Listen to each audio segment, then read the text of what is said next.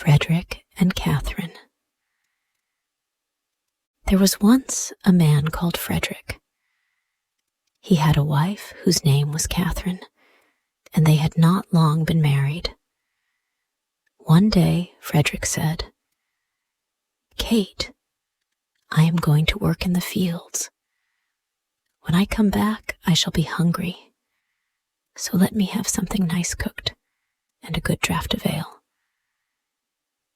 "Very well," said she, "it shall all be ready."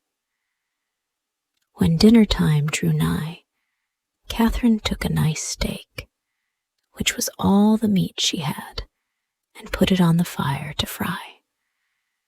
The steak soon began to look brown and to crackle in the pan, and Catherine stood by with a fork and turned it. Then she said to herself, "The steak is almost ready. I may as well go to the cellar for the ale." So she left the pan on the fire and took a large jug and went into the cellar and tapped the ale cask. The beer ran into the jug, and Catherine stood looking on. At last it popped into her head. The dog is not shut up.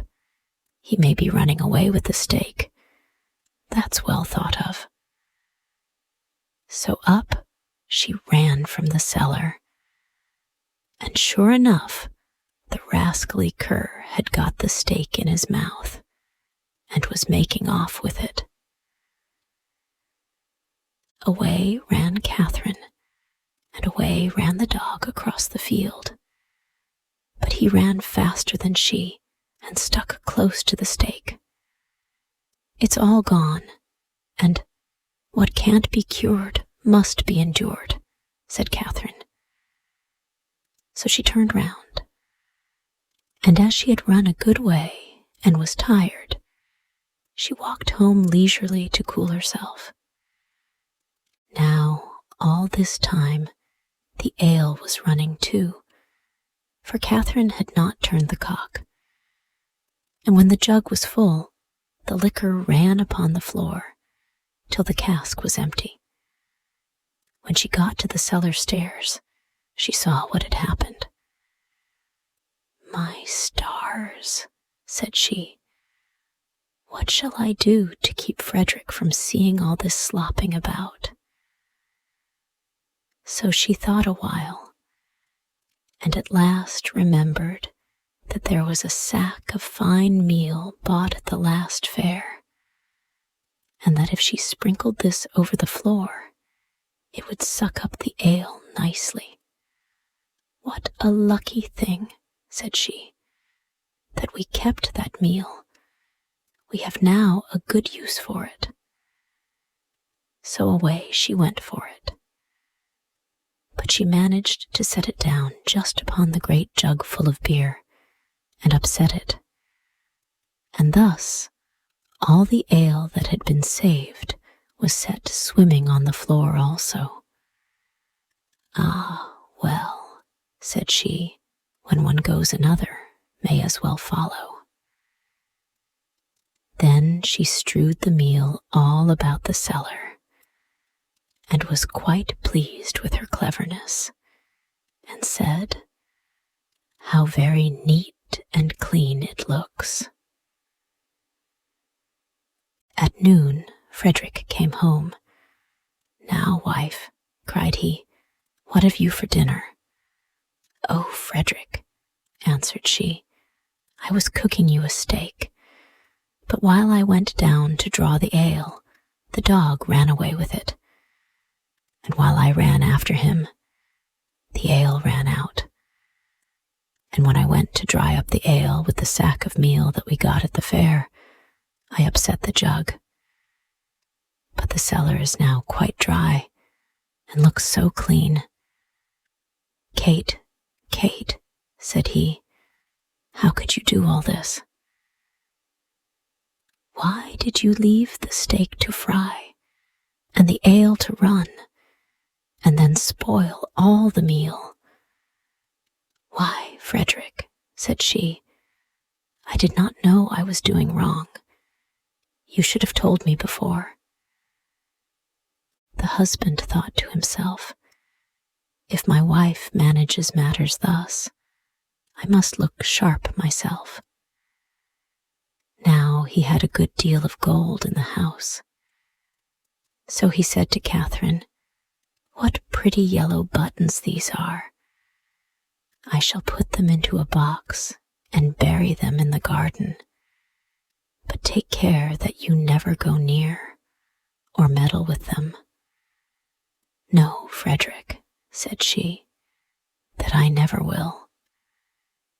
As soon as he was gone, there came by some peddlers with earthenware plates and dishes, and they asked her whether she would buy.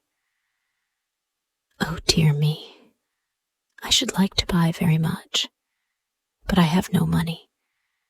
If you had any use for yellow buttons, I might deal with you."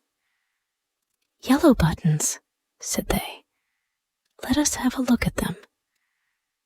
"Go into the garden and dig where I tell you, and you will find the yellow buttons. I dare not go myself." So the rogues went, and when they found what these yellow buttons were, they took them all away and left her plenty of plates and dishes. Then she set them all about the house for a show.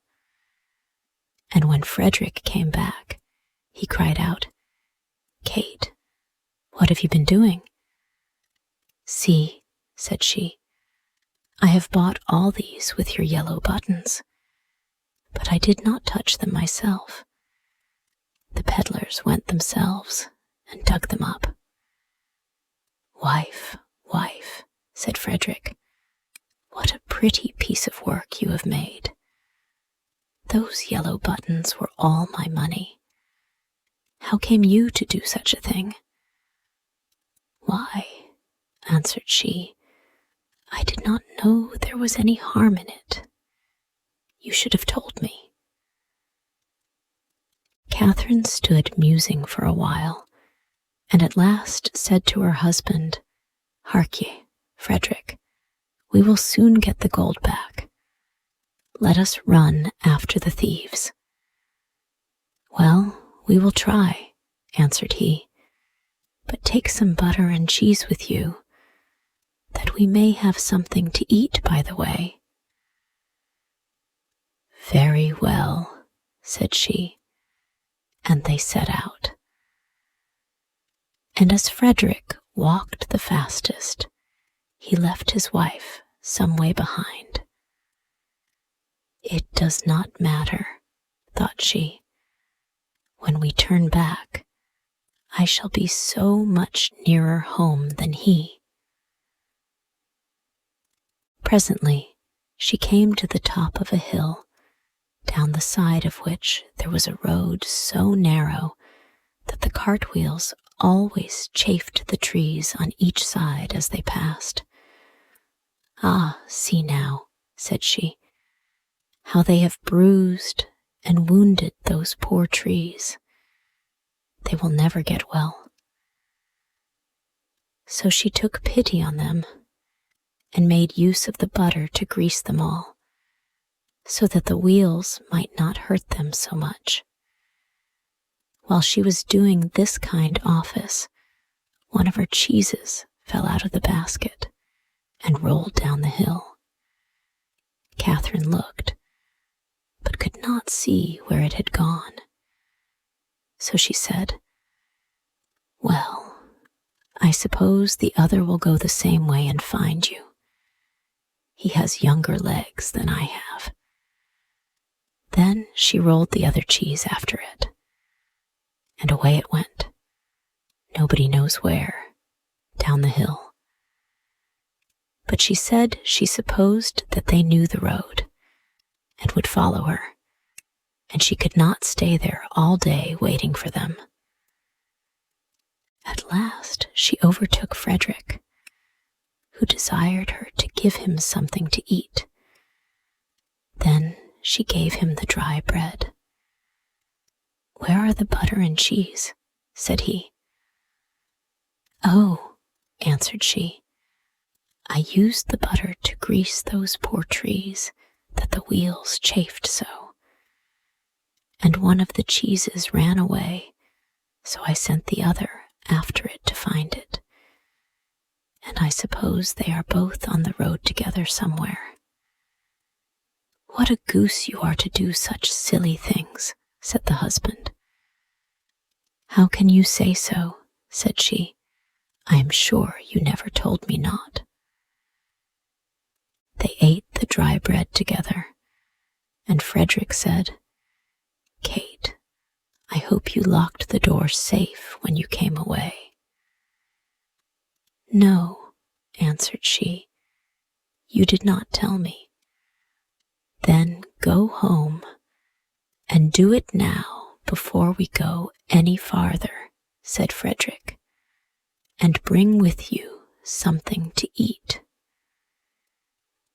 Catherine did as he told her, and thought to herself by the way, "Frederick wants something to eat, but I don't think he is very fond of butter and cheese.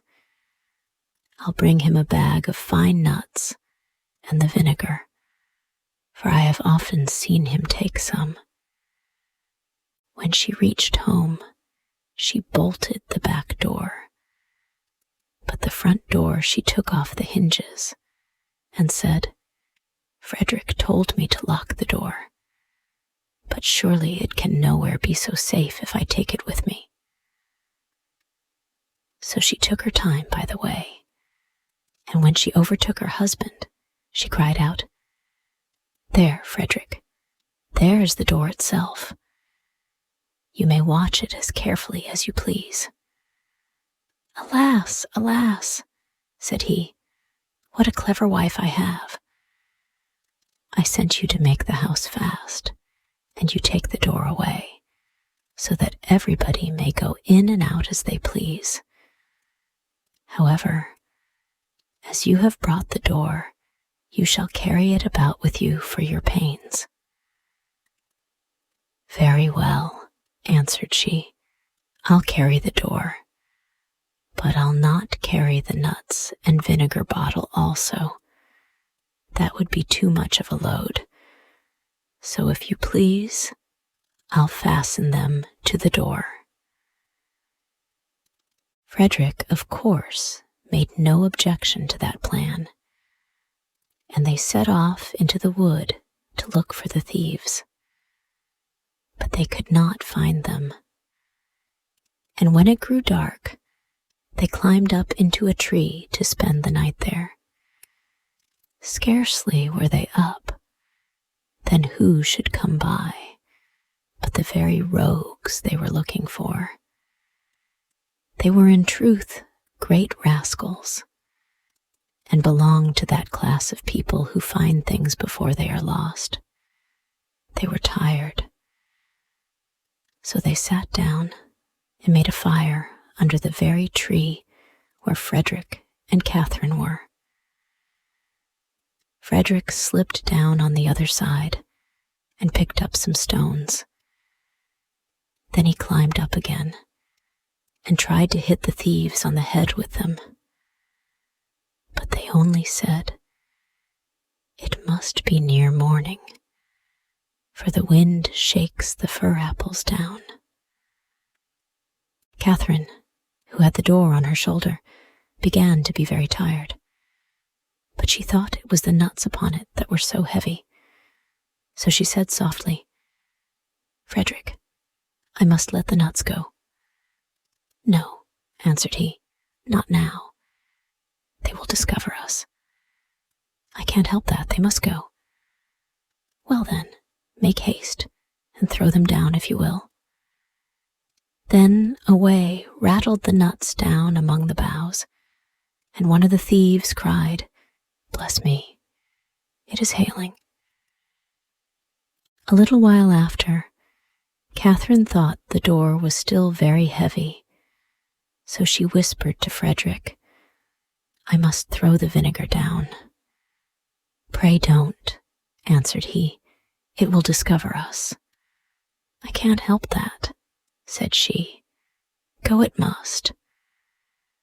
So she poured all the vinegar down, and the thieves said, "What a heavy dew there is."